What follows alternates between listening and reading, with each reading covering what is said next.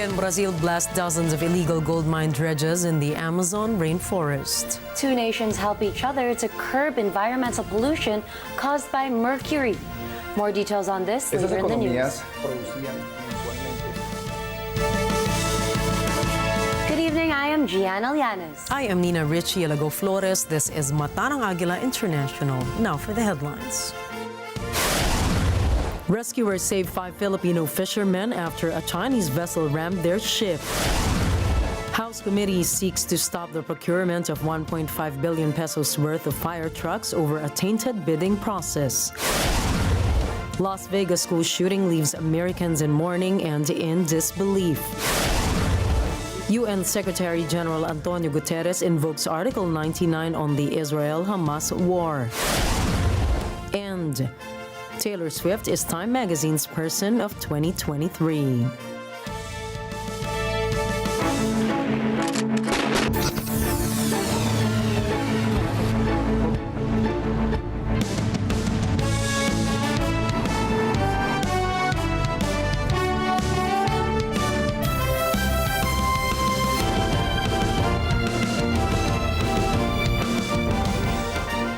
The Philippine Coast Guard, or PCG, successfully rescued 5 individuals following a reported collision between a Filipino fishing boat and a Chinese vessel near Paluan, Occidental Mindoro. According to the survivors, who were found to be in good condition, the fishing boat was reportedly waiting attached to a floating device when it was hit by the Chinese vessel. PCG officials confirmed that the Chinese vessel was flying the flag of China. Authorities advised the captain and owner of the fishing boat to file a marine protest as local officials pledged to assist the fishermen. The PCG assured that the incident would be reported to the Chinese vessel's flag state and Port State Control Office in adherence to maritime incident procedures. The Philippine Statistics Authority reported a positive shift in employment among Filipinos during the month of October. Jobless Filipinos declined to 2.09 million, marking the lowest since April 2005, decreasing the unemployment rate to 4.2%, down from September's 2.26 million. National statistician Dennis Mapa credited this improvement to a significant rise in both the labor force participation rate and employment rate. He noted that the fourth quarter, leading up to the holiday season, typically sees local employers expanding their staff.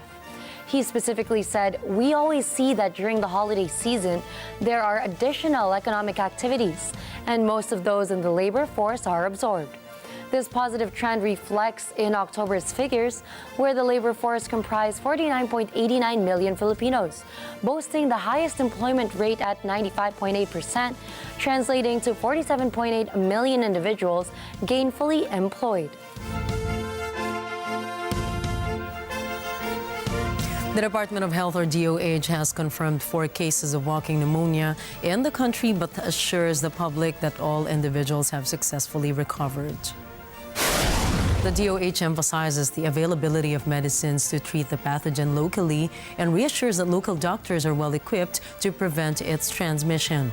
In their statement, it is clarified that walking pneumonia is neither new nor unusual, having been previously identified among other cases. The World Health Organization characterizes Mycoplasma pneumoniae as a common bacterial infection, typically affecting younger children, and can be effectively treated with antibiotics. DOH officials urge the public to still take proactive measures in preventing the further spread of respiratory infections. This includes adherence to minimum health standards such as regular hand washing, practicing social distancing, and wearing masks. Justice Undersecretary Jessie Andres announced that the Justice Department is considering hosting a drug summit next year to discuss the potential review of the Comprehensive Dangerous Drugs Act of 2002.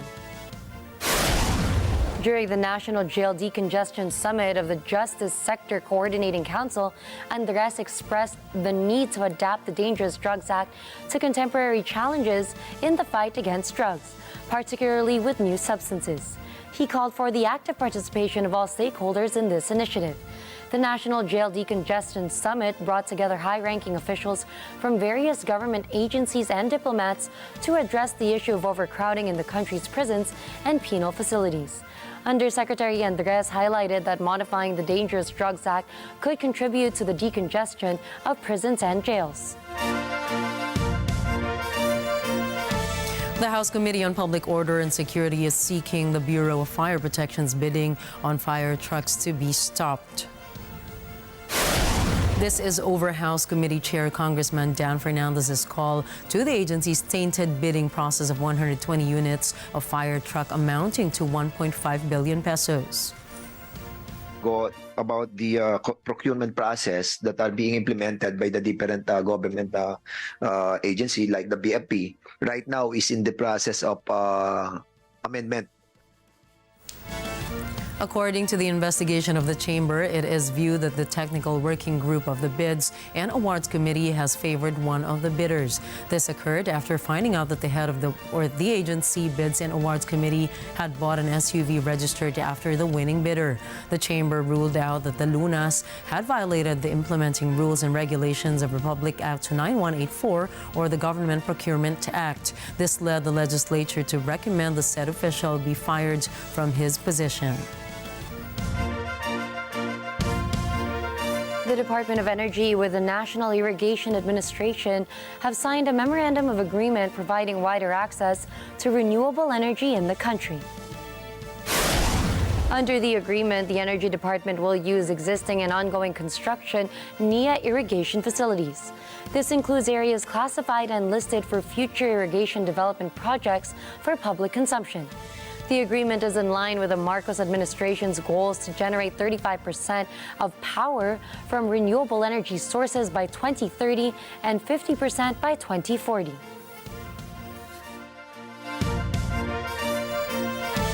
The armed forces of the Philippines said that a great decrease in the presence of Chinese vessels swarming in the Whitsun Reef was observed. Philippine Navy Western Command spokesman Vice Admiral Alberto Carlos disclosed that in their latest air patrol, it was reported that there was a drastic reduction in the swarming Chinese vessels from 135 down to 28 ships in the said waters. The Navy said they are continuously monitoring the location of the remaining vessels. The command noted that it is part of the military standard operating procedure to face the Chinese vessel, particularly on radio challenges and presence monitoring. Meanwhile, Congressman Neftali Gonzalez II has filed a request to the Chamber to utilize all assets of both the Philippine Navy and Philippine Coast Guard to safeguard the country's maritime territories. The Philippine National Police, or PNP, is now searching for the third suspect in the Mindanao State University bombing in Marawi City. This is after the PNP identified the two suspects as Arsani Membisa, known as Lapitos, and Kadapi Membisa with the alias of Engineer. PNP also disclosed that the perpetrators were members of Daula Islamiyah Maute Group, a known splinter group of the Islamic State, also known as ISIS. The police obtained a CCTV footage from outside the school campus showing the escape of the suspects.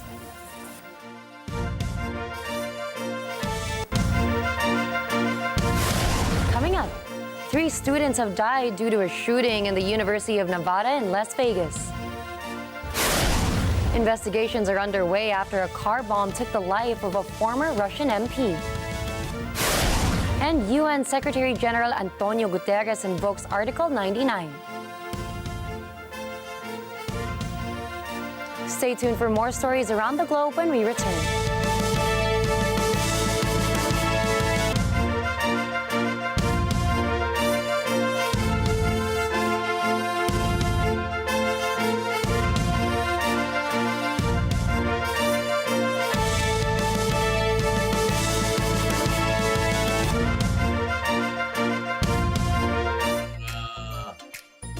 Sa tamis, kulang sa anghang ang inyong pagsasama. Dolce, masyado na tayong matanda sa mga dramang ganyan. Kung nanggaling yan sa bibig mo, matanda na ako, luma, losyang. Chicken, adobong baboy. Alam kong sukang-suka ka na sa adobo ko. Pagtalik yung spark nila sa isa't isa. Di ba? Love, Boss Leng and Tali. Tuwing Linggo, 6:00 ng gabi dito lang sa Net 25.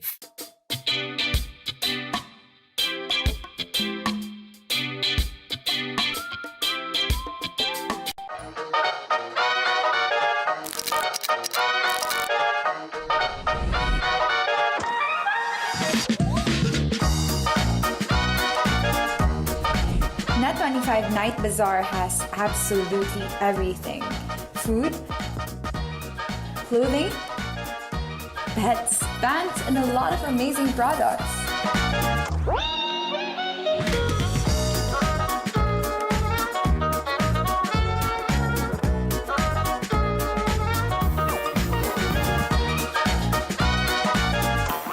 Pero may kulang pa eh. What is it?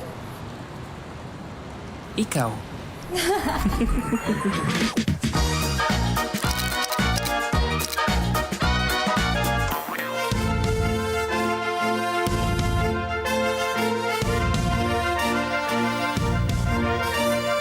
Welcome back to Mata ng Agila International. Another school shooting has left Americans in mourning and in disbelief. This time, the violence erupted at the University of Nevada, Las Vegas campus. Our Las Vegas Bureau Chief, Anna Cui, was there at the scene. She files this report. It's been hours now since the initial reporting of the shooting here at the University of Nevada, Las Vegas. And according to Las Vegas Metro Police, there were 3 dead, plus the shooter.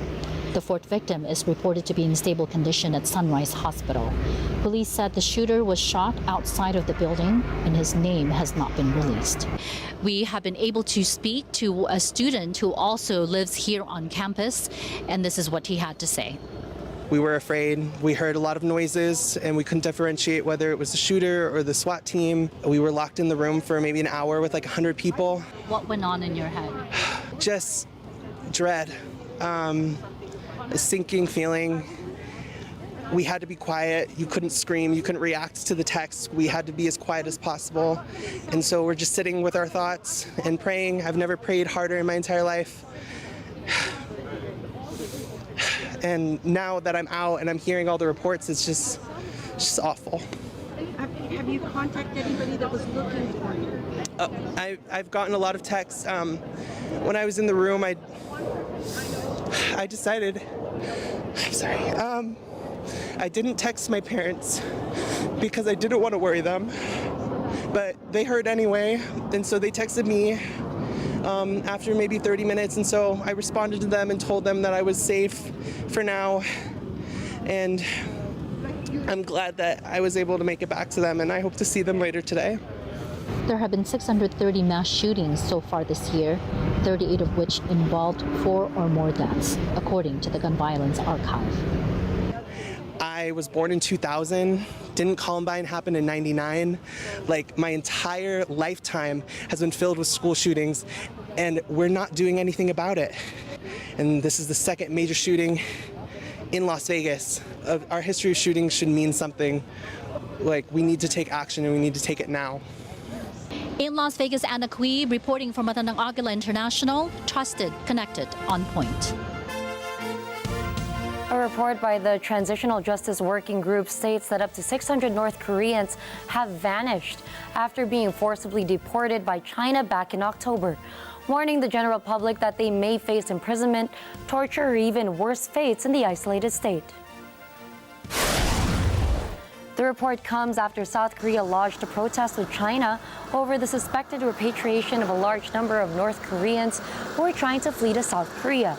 The TJWG said hundreds of defectors were transported in guarded buses and vans from Chinese detention centers across the border into the north, calling the incident the largest mass repatriation in years.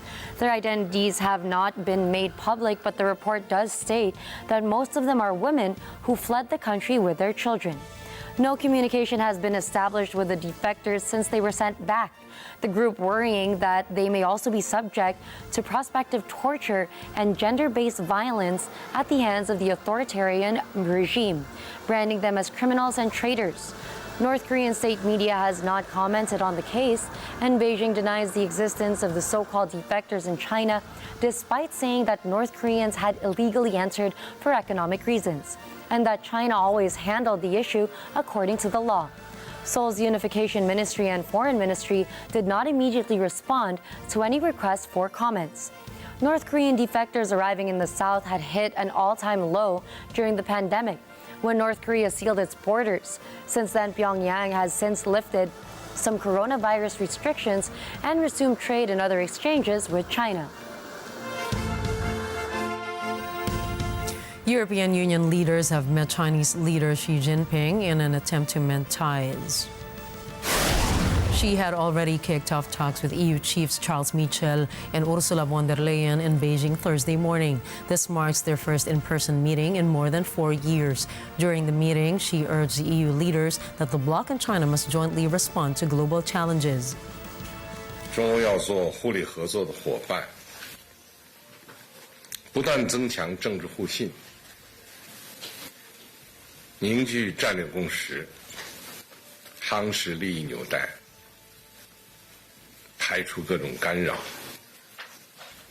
加强对话和合作，造福双方人民。要共同应对全球性挑战，携手促进世界稳定繁荣。 Von der Leyen, however, raised the importance of discussing imbalances and differences between the bloc and China. This is in response to Xi's decision that China is the EU's most important trading partner. We will discuss how to rebalance our economic relationship. China is the EU's most important trading partner, but there are clear imbalances and differences that we must address. The Russian Investigative Committee has started an investigation into a car blast that killed a former member of parliament of the Lugansk People's Republic, Oleg Popov. Investigators said an unidentified explosive device was detonated inside Popov's vehicle. Law enforcement officials said they were actively working at the blast scene. Authorities, however, have not named any suspects in the case yet. Russian President Vladimir Putin is in the United Arab Emirates for bilateral talks with Saudi Arabian Crown Prince Mohammed bin Salman. RT correspondent Igor Shadanov has the details. The president has officially kicked off the first leg of his journey to the region. He is in Abu Dhabi. Right behind me, you can see the archway and the palace where he will be spending most of the time in the country. Now, this is Vladimir Putin's second major international visit since the beginning of the special military operation in Ukraine. Just a quick reminder, the first one was earlier this year to China. And of course, this kind of dispels the myth. And this surely comes as a surprise to everyone, embracing the mantra that Russia has been, and Vladimir Putin personally, that they have been cast away to the sidelines and the fringes of international and global diplomacy, because after all, right now, the eyes of the world, they are focused on the Middle East, given the tragic events happening in the Gaza Strip and in Israel. And, well, the Middle East is where the Russian leader is right now. And, of course, he has a lot to talk to his counterparts here, apart from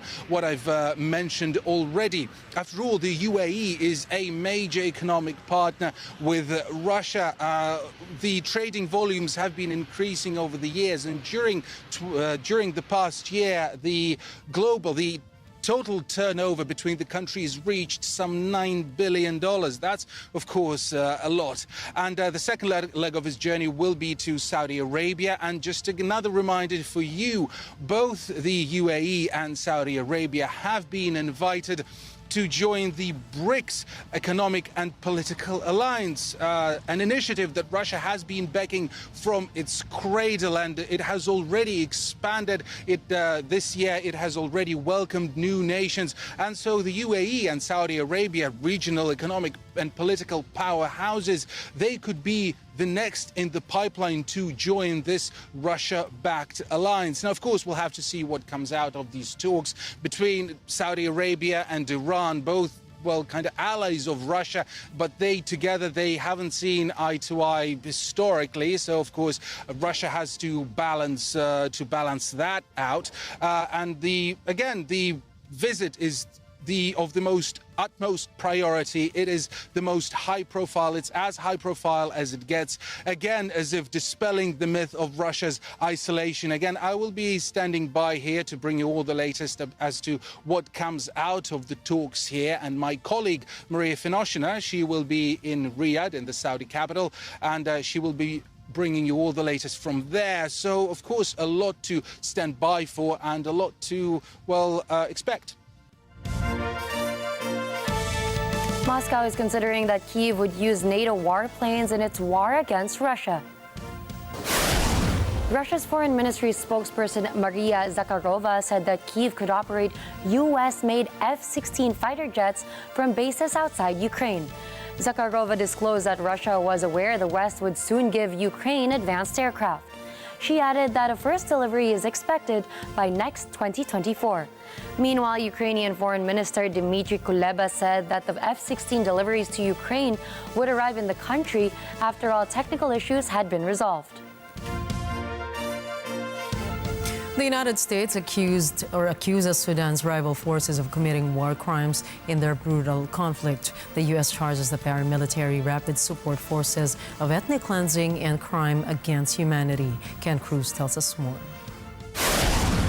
Secretary of State Antony Blinken announces the State Department findings on the Sudan war violence. The violence includes renewed attacks in Darfur 2 decades after a campaign there. At the time, it was branded by the U.S. as genocide.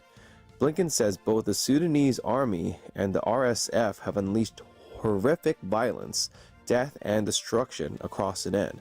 State Department spokesman Matthew Miller calls on the SAF and the RSF to end the war. The SAF and the RSF must end this brutal conflict. The warring parties must comply with their obligations under international humanitarian law and international human rights law, and we call on them to protect civilians, hold accountable those responsible for atrocities and other abuses, allow unhindered humanitarian access, and negotiate an end to this conflict. Brutal warfare, including in the capital, Khartoum, erupted in April between the army and the paramilitary RSF. More than 10,000 people have been reported killed. The United Nations says 6.3 million more have been forced to flee their homes. Ken Cruz from Agila International, trusted, connected, on point. The United States is imposing sanctions on 15 Mexican individuals accused of involvement in importing fentanyl into the country. This as Washington seeks to further the fight against the deadly substance. Danica Lee has the details. Treasury Secretary Janet Yellen says at present, more people in the United States aged 18 to 49 die from fentanyl than from any other cause. Fentanyl is a powerful synthetic opioid. In the latest sanctions, the U.S. Treasury takes aim at a network of 15 individuals to disrupt the supply of fentanyl. This along with 2 entities affiliated with the Beltran-Leyva organization cartel. They include Oscar Manuel Gastelum Iribe and Pedro Inunza Noriega. Both are said to be among the group's current top leadership. 2 companies, Editorial Mercado Equestre and Di Facusa, are found to be linked to the organization as well. Yellen says the cartel is one of the most powerful drug trafficking groups globally.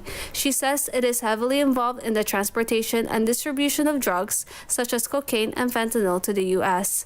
Yellen's trip comes after President Joe Biden and Mexican President Andrés Manuel López Obrador pledged last month to work together to tackle the fentanyl crisis.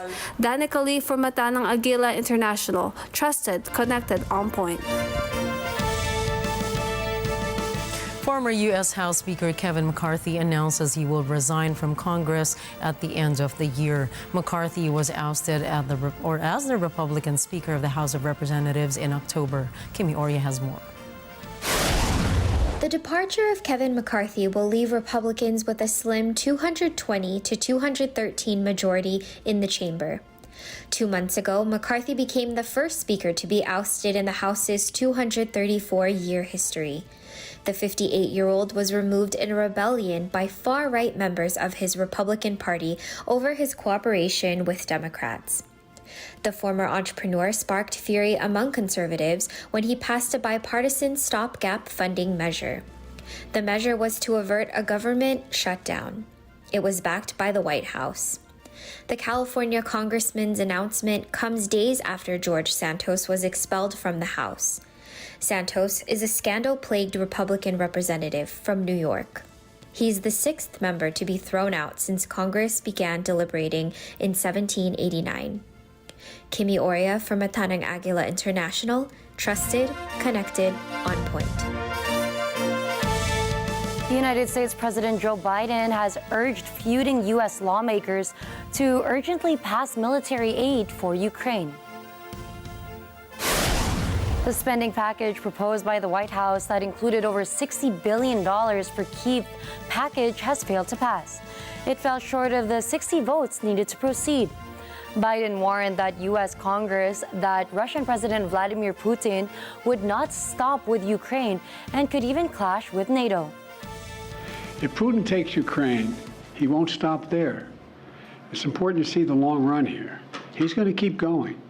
He's made that pretty clear. If Putin attacks a NATO ally, if he keeps going, and then he attacks a NATO ally, where we've committed as a NATO member that we defend every inch of NATO territory, then we'll have something that we don't seek and that we don't have today.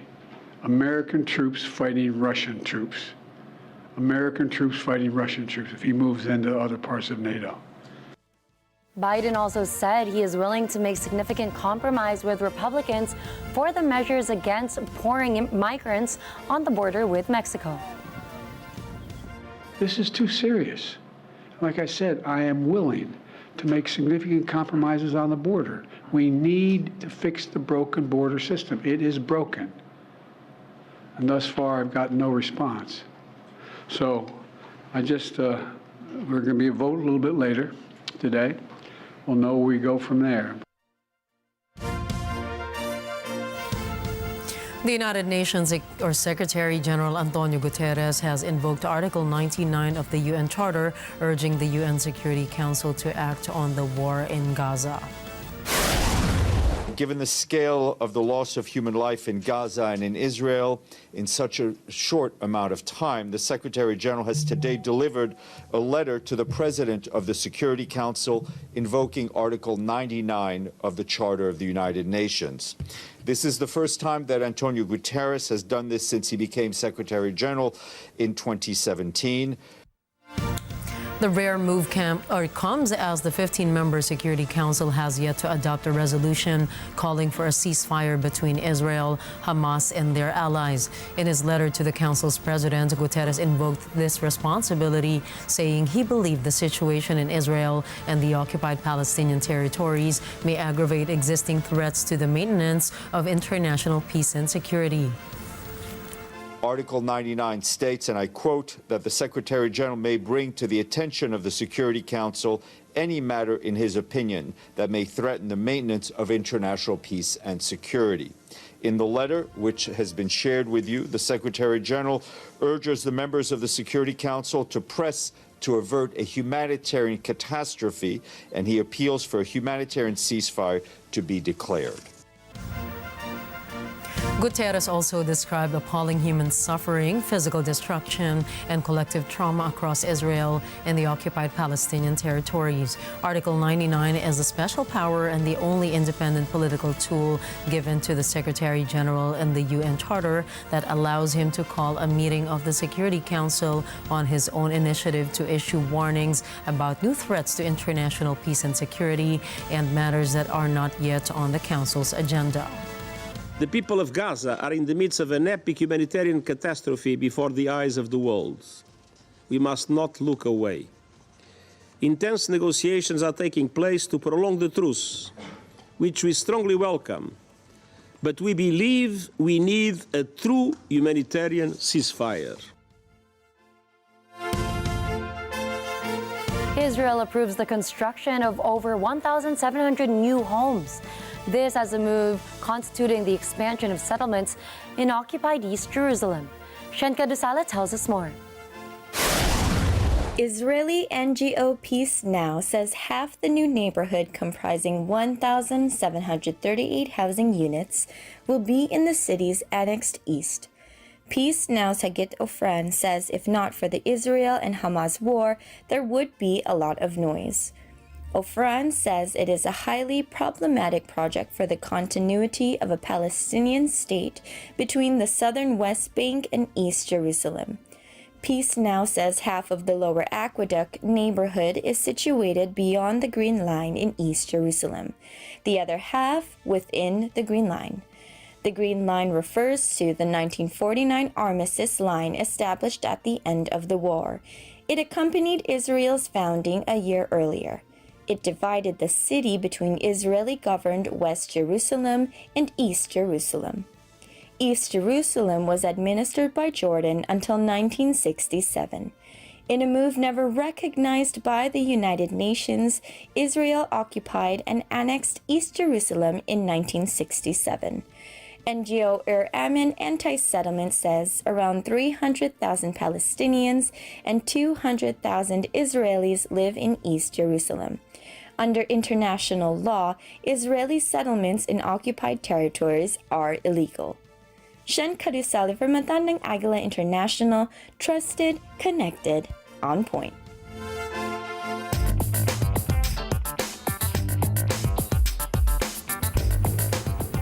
McDonald's has announced its plans to open 10,000 new outlets of cosmetics. Sources said cosmetics will be McDonald's answer to challenge Starbucks. McDonald's is positioning cosmetics as a fast, convenient way to grab a pick-me-up snack or coffee specialty business within the same market segment as Starbucks. McDonald's will open cosmetics' first pilot this month in Chicago and has said that if successful, it could go global.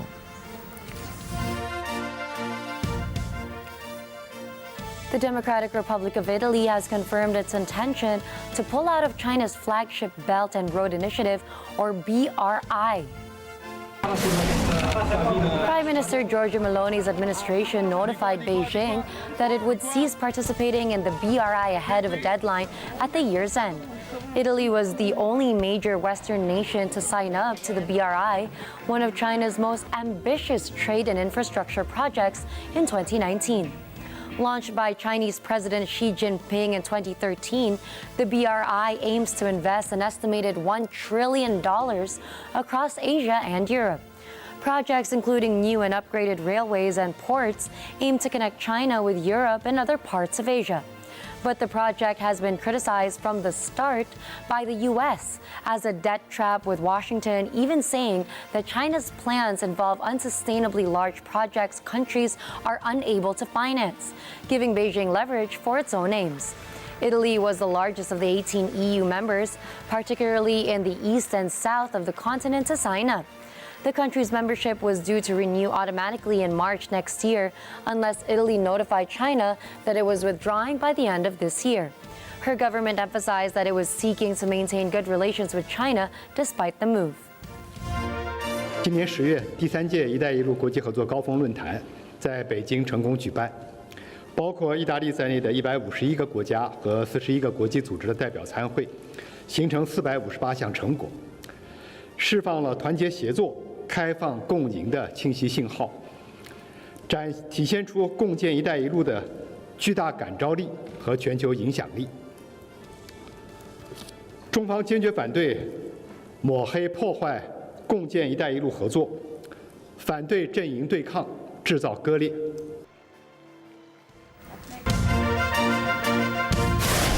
Up next, former UK Prime Minister Boris Johnson gets heckled at a public hearing.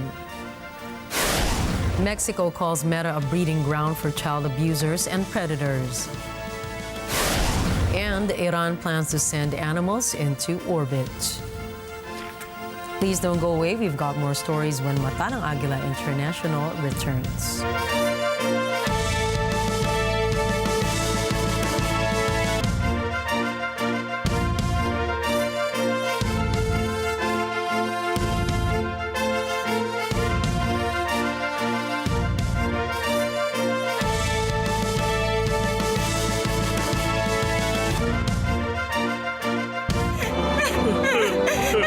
Tawarin mo ako, Nalungkot ako dahil nawala ang lahat.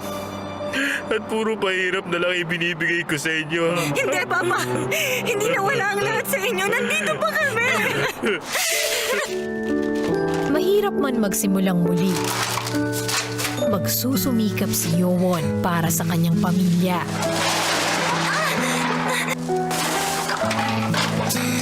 At si Chondong naman ay gagawin ang lahat makatulong lang sa kanya.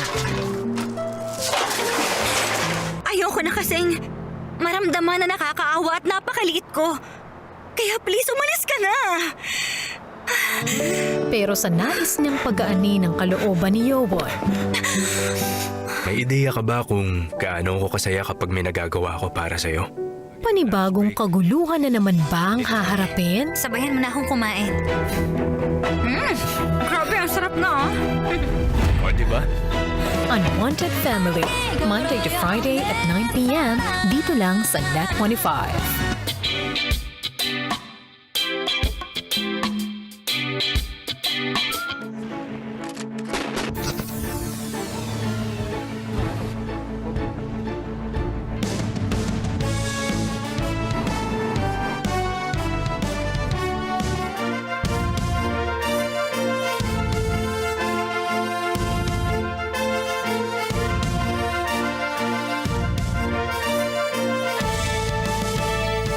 Colombia and Brazil have successfully dismantled 19 illegal gold mining dredges in the Amazon rainforest, aiming to curb environmental pollution caused by mercury. In a joint operation backed by the U.S., the focus was on dismantling the infrastructure of the criminal group Familia del Norte, responsible for illicit gold mining that discharged 114,000 grams of mercury, contaminating 68 million liters of water monthly. Both Brazil and Colombia, known for their rich biodiversity and extensive Amazon rainforest coverage, are crucial in the global fight against climate change due to the rainforest's significant role in absorbing greenhouse gases. Brazilian President Luiz Inácio Lula da Silva and Colombian President Gustavo Petro have actively advocated for Amazon protection, deforestation reduction, and debt for nature exchange initiatives on the international stage. Colombia's armed forces highlighted that aside from the environmental impact, the criminal group's mining activities served as a funding source for weapons, explosives, and chemical inputs. A huge fire hit an old package factory in Brazil. The video footage shows black smoke billowing from the facility. Firefighters rushed to the scene to control the blaze. Authorities evacuate residents beside the factory. Local officials say an investigation to trace the cause of the fire is underway. Former UK British Prime Minister Boris Johnson has shown remorse for his cabinet's handling of the pandemic, but he stood firm behind his cabinet's handling of the coronavirus. From the UK, Love and Season has the report. Former British Prime Minister Boris Johnson has apologized for the pain, loss, and suffering caused by the COVID-19 pandemic, but defended his government during a public inquiry into their handling of the health crisis. My lady, can I just say how glad I am to be at this inquiry, and how sorry I am for the pain and the loss and the suffering sit down. Of please, the please stop. COVID victims. Please sit down. Please sit down, or I'm afraid you'll have to leave the hearing room. Right, ushers, please, could you ask them to leave? That I understand the feelings of these victims and their families, and I am deeply sorry for the pain and the loss and the suffering of those victims and their families. Johnson arrived around 3 hours early for the proceedings, with some suggesting he was eager to avoid relatives of the deceased, who had gathered outside the venue on the days he was set to take the stand. The former Prime Minister has faced a barrage of criticism from peers and former colleagues for his alleged indecisiveness and the sheer oblivious manner in which he disregarded the gravity of the situation. He famously came under fire for his lack of understanding during the pandemic. The former UK leader was forced out of office last year over his antics, including lockdown breaching parties held in 10 Downing Street, which he apologized, yet breached multiple times, citing that his cabinet was doing their best. Johnson, whose lengthy written submission to the inquiry will be published imminently, insisted his government's priority had been to protect the state-run National Health Service. He repeatedly rejected statistics that Britain fared worse than European neighbors with the outbreak, while noting that the UK is among the continent's most densely populated, with a high elderly population, which was his primary reason for such a high death toll. Nearly 130,000 people died with COVID in the UK by mid-July 2021, one of the worst official per capita tolls among the Western nations. Love and Season, United Kingdom Bureau for Mata ng Agila International. Trusted, connected, on point. Meanwhile, New Mexico has filed a lawsuit accusing Meta of being a breeding ground for child predators. The new suit came after or months after dozens of U.S. states accused Meta of profiting from child abuse. It also added Meta was allegedly damaging the mental health of children as well as misleading people about the safety of its platform. More than 40 states are suing Meta. Meanwhile, Meta claimed that it had disabled more than 500,000 accounts in August alone. This is for violating its child safety policies. In Myanmar, hundreds of vehicles queue up at dawn, hoping to secure patrol as the commercial hub Yangon faces a fuel shortage. Glenn Cadusale has the details. Most of Yangon's fuel arrives through the port.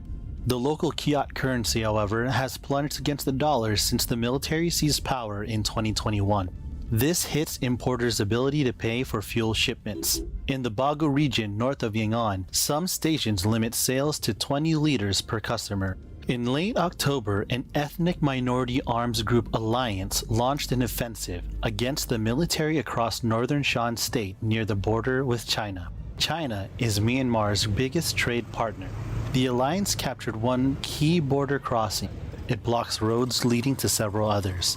This denies the cash-strapped junta tax and foreign exchange. Last week, fighting in the east briefly blocked another key trade highway to neighboring Thailand. Glenn Cadusale for Mata ng Agila International. Trusted, connected, on point. Climate activists have slammed the record number of fossil fuel lobbyists at UN climate talks in Dubai. Nearly 2,500 people with ties to the fossil fuel industry are attending COP28. That's 4 times the number who attended last year's summit. Thomas Eyelikeness has that story. Activists say big oil lobbyists are not welcome.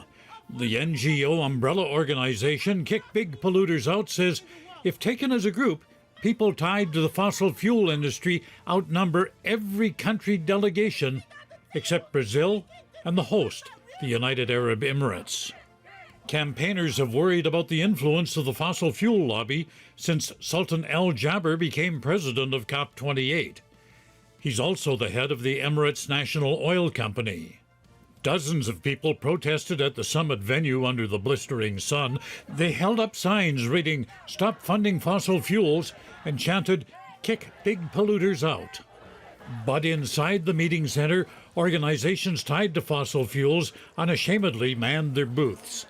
That angers climate activists like Karuna Jagger. She says it's totally inappropriate for them to be there. There is no place at a global climate conference for fossil fuel executives, for fossil fuel lobbyists, just like there's no place at a firefighting convention for arsonists. As the summit continues, many worry the fossil fuel industry is leading the talks and little will be accomplished. Activist Rachel Rose Jackson says if COP28 fails to come up with action to reduce emissions, she knows who to blame. That's the big polluters who are allowed to be here and those who enable their participation.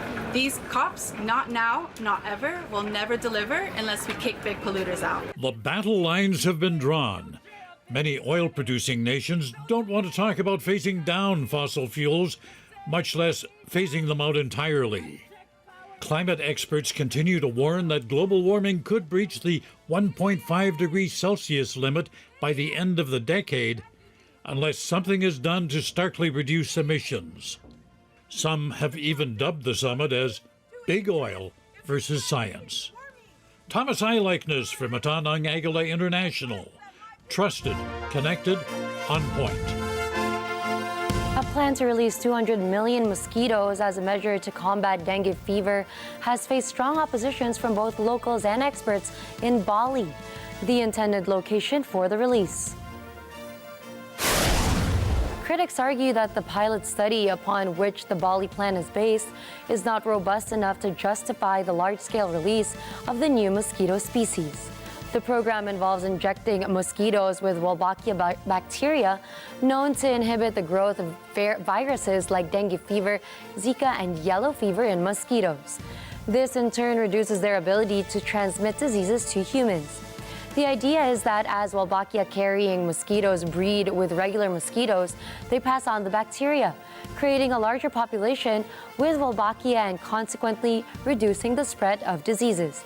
However, Indonesian critics contend that the program is not well thought out, pointing out that the initial study in Yogyakarta lacked testing on a sufficiently large sample of the population or a significant number of mosquitoes. As a result of the opposition, the program has been indefinitely put on hold, according to Indonesia's Ministry of Health.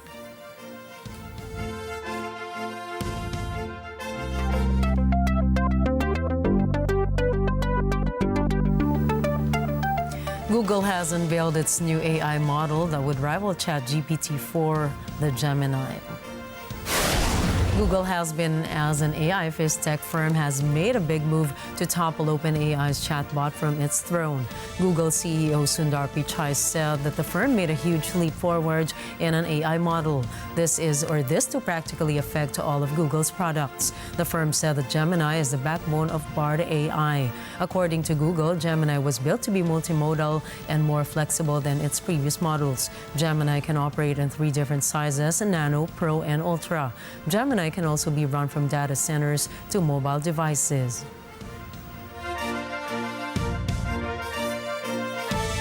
Brussels proposes a 3-year delay on tariffs on the sale of electric vehicles between Britain and the European Union. These are taxes initially meant to kick in from January 2024. Irvin Arquiza reports. The tariff delay is a major reversal of EU's previous position. The European Commission says it now wants a one-off extension until December 31st, 2026. The proposal was made after the EU automotive industry raised concerns about the massive costs that would arise from a post-Brexit 10% tariff. Its extension proposal included wording designed to make it legally impossible to put off tariffs beyond the December 2026 date. The EU is concerned about potentially unfair competition from cheaper Chinese electric vehicles. Along with the extension proposal, the Commission announces additional funding of up to €3 billion to boost the Union's battery manufacturing industry. Irvin Arquiza for Matanang Agila International. Trusted, connected, on point. Denmark's climate minister calls for the European Union to ramp up its climate change ambitions. It asks that the EU commit to slashing greenhouse gas emissions 90% by 2040. Arlene Ocampo has the details. In April, the 27 EU member states committed to cutting planet heating emissions by 55% by the end of the decade. That target is compared to 1990 levels. In June, the European Scientific Advisory Board on Climate Change recommended that the EU adopt a target of reducing emissions 90 to 95% by 2040. Brussels has to communicate its ambitions to reduce emissions at the start of next year. The minister's call comes as Europe's climate monitor confirms that 2023 will be the hottest year on record. Arlene Ocampo for Matanang Agila International, trusted, connected, on point. Iran has launched a space capsule into orbit carrying animals. Telecommunications Minister Isa Zaripur said the launch of the 1,000-pound capsule is part of Iran's plans for human missions by 2029. He did not say what kind of animals were in the capsule. The space capsule was carried by a rocket named Salman. Zaripur did not disclose the location of the launch. Iran has from time to time launched satellites and other spacecraft. In 2013, it launched a monkey into space.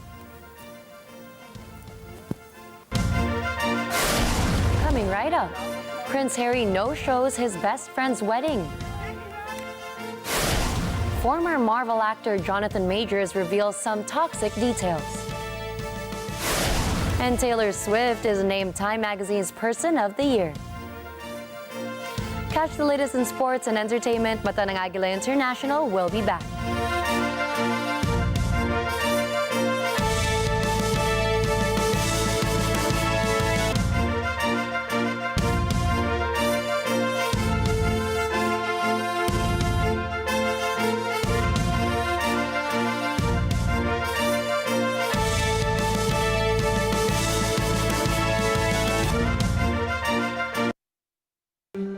Alam namin ang iyong pagsisikap. Dama namin ang iyong mga sakripisyo. Kita namin ang pagharap mo sa bawat pagsubok. Kaya sa kabila ng mga hamon ng buhay, nandito kami para umalalay. Kasi katulad mo, gusto rin namin ang magandang bukas para sa kanya. Hatid namin ang dekalidad na edukasyon at makabagong pasilidad sa abot kayang halaga. Kaya huwag ka na mangamba. Sasamahan ka namin tuparin ang mga pangarap niya.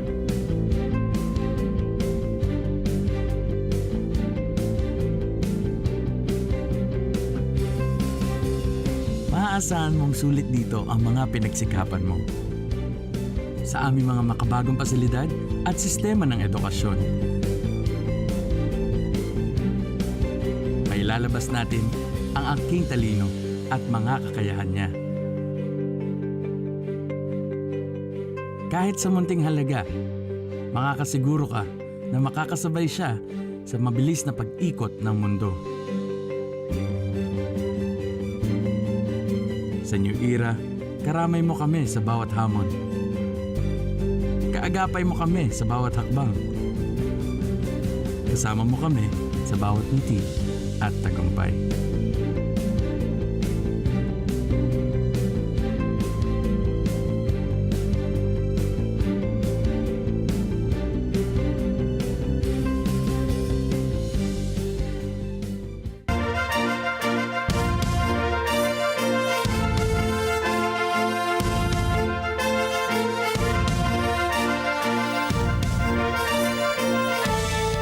Prince Harry got a save-the-date card to his best friend's wedding next summer.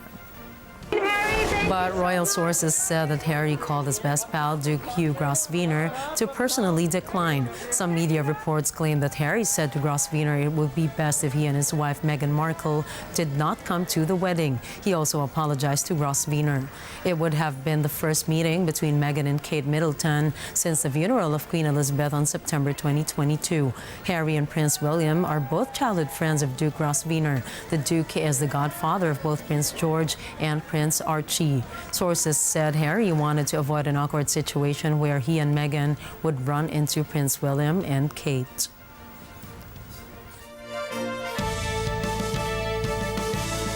In the megaport city of Karachi, Pakistan, amidst the congestion of traffic and ongoing construction, a poignant scene unfolds against the backdrop of a cityscape.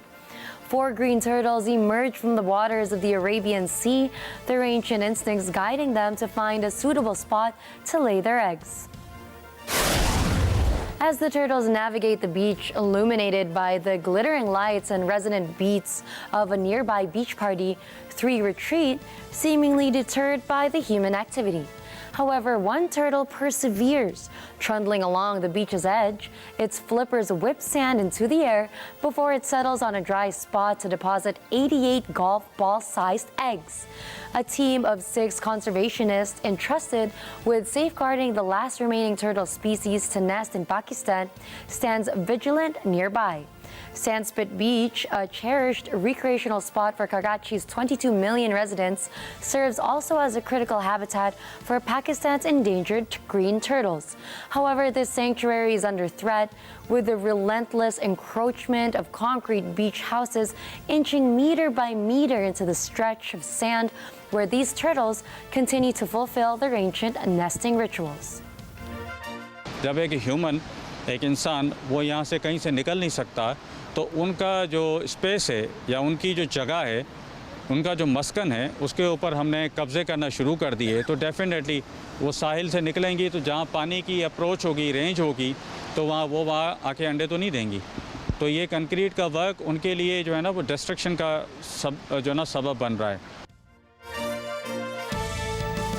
In his quaint cabin nestled in the forests of southern Finland, 87-year-old Erkki Pekarinen practices the ancient art of crafting delicate strips of birch bark into intricate objects.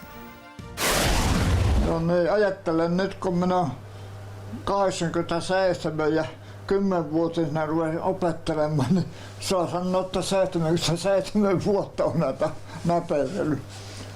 Olen sanonut, että jos näkisin ne ensimmäiset työt, eikö ne varmaan melko takeroita olisi katoa, kun sitä oppii vähän käsittelemään tuota.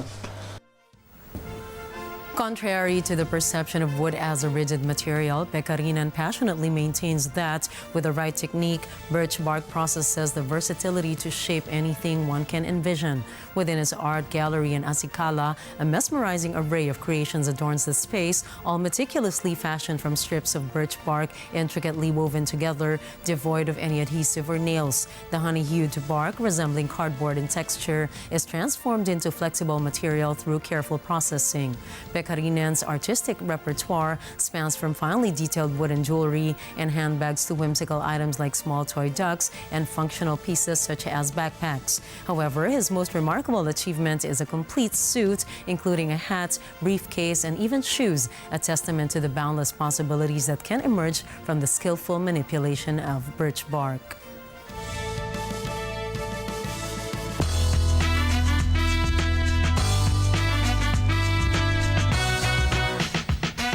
Jonathan Majors is currently on trial for misdemeanor assault and harassment charges, with ex-girlfriend Grace Jabari detailing her allegedly toxic relationship with the American actor. Stephanie Mayo has the scoop. Jonathan Majors' ex-girlfriend Grace Jabari detailed their toxic relationship at the actor's assault trial in New York on Tuesday. On November 29th, Majors pleaded not guilty to misdemeanor assault and harassment charges. But on Tuesday, Jabari provided testimony and evidence backing the prosecution's claim that Majors assaulted her. The 30-year-old Jabari, an actor and a professional dancer, frequently broke down in tears while detailing the alleged abuse she had suffered in their 2-year relationship, ranging from anger issues to violence, among other types of abuses. Prosecutors played audio recorded by Jabari during an argument in September in which Majors demanded that she behave like Michelle Obama or Coretta Scott King. In the audio, Majors was heard saying, "I'm a great man, I do great things for my culture and for the world. The woman that supports me needs to be a great woman." Majors is known for his roles in Creed 3 and is also part of Ant-Man and the Wasp: Quantumania. The 34-year-old Majors was expected to star in and executive produce an upcoming adaptation of the Walter Mosley novel, The Man in My Basement. But after his arrest, he was cut from the film and his role will be recast. Ads featuring him have also been pulled out. Jabari is expected to return to the stand on Wednesday. If convicted, Majors faces up to a year in prison. Stephanie Mayo for Mata ng Agila International, trusted, connected, on point. Time magazine has crowned singer-songwriter Taylor Swift as Person of the Year for 2023. The 33-year-old Grammy Award winner had been on the short list as one of 9 candidates for the award, alongside the likes of President Xi Jinping and Vladimir Putin, monarch King Charles, and Barbie. Time magazine said the Person of the Year is given to a candidate that shaped the headlines. Taylor also appeared on the cover of Time magazine. One photo shows Taylor on the cover with her cat Benjamin Button. Swift told Time magazine that this was the proudest and happiest she had ever felt and the most creatively fulfilled and free she had ever been.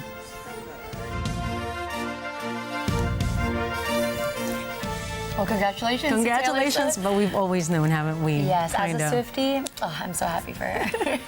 And to send you off tonight, here's a quote from motivational speaker Tony Gaskins. To be content does not mean you don't desire more. It means you're thankful for what you have and patient for what's to come.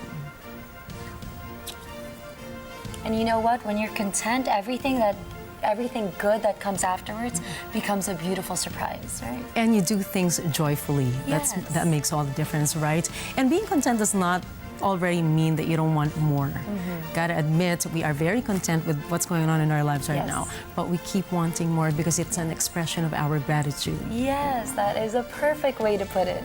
And that's a wrap for tonight's news. Catch the latest updates on our social media channels. I am Gianna Llanes. I am Nina Richie Lago Flores. This is Mata ng Agila International, trusted, connected, on point.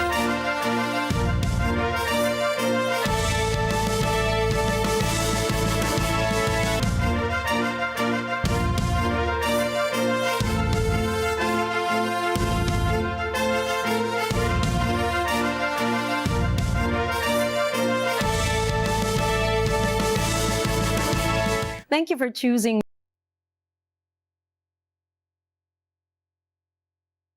On Point with stories from around the globe. Follow, like, and subscribe to @Net25 TV.